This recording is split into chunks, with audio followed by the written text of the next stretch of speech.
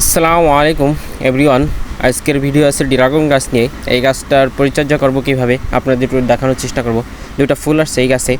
এই গাছটা খুলনা থেকে অনেক যত্ন করে আনছিলাম, ইনশাআল্লাহ আরও বছরখানেক আগে লাগানো হয়েছে।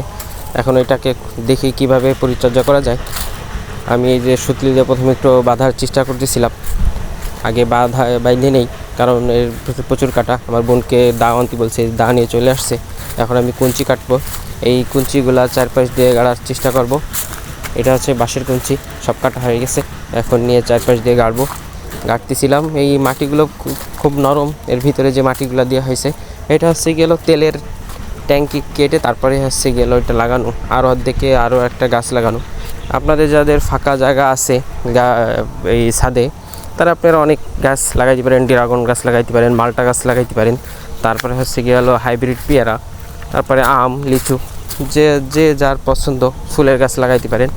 আপনারা লাগাইয়া তারপরে পরিচর্যা করলে ইনশাল্লাহ ফল দেবে, আপনারা খাইতে পারবেন, আত্মীয় স্বজনদেরও দিতে পারবেন। তো আমার চটিগুলা প্রায় শেষের পথে। আমি চটি বলতে ভুল হয়েছে, বাঁশের কুঞ্চি, এটা চটিকে বলে, যেটা বাঁশ ফাড়লে হয়, এটা কুঞ্চি গেড়ে দিছি আমি। গাড়ার পরে এখন আসছে গেল কট সুতলি দিয়ে আমি বাঁধার চেষ্টা করতেছি চারপাশ দিয়ে। এই গাছে প্রচুর কাটা হয়, এই কাটার কারণে খুব সাবধানে কাজ করতে হয়। আপনারা যারা কাজ করবেন এই সাবধানে খুব কাজ করবেন, তা না হলে যে কোনো জায়গায় খোঁচাখাচি লেগে আপনাদের ব্লাড বের হয়ে যেতে পারে। এই জন্য সাবধানে কাজ করতে হবে। আমার প্রায় কাজ শেষের পথে।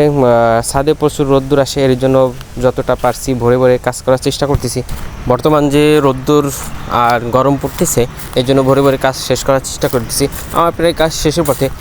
কটসুতলি বাঁধা প্রায় শেষ হয়ে গেছে, অল্প একটু বাকি আছে, তা সেটাও কমপ্লিট হয়ে গেছে। আশা করি আপনারা দোয়া করবেন ইনশাল্লাহ, যাতে ড্রাগন বেশি বেশি ধরে, নিজেরা খাইতে পারে, আপনাদেরও খাইতে পারে। আজকের ভিডিও এই পর্যন্ত।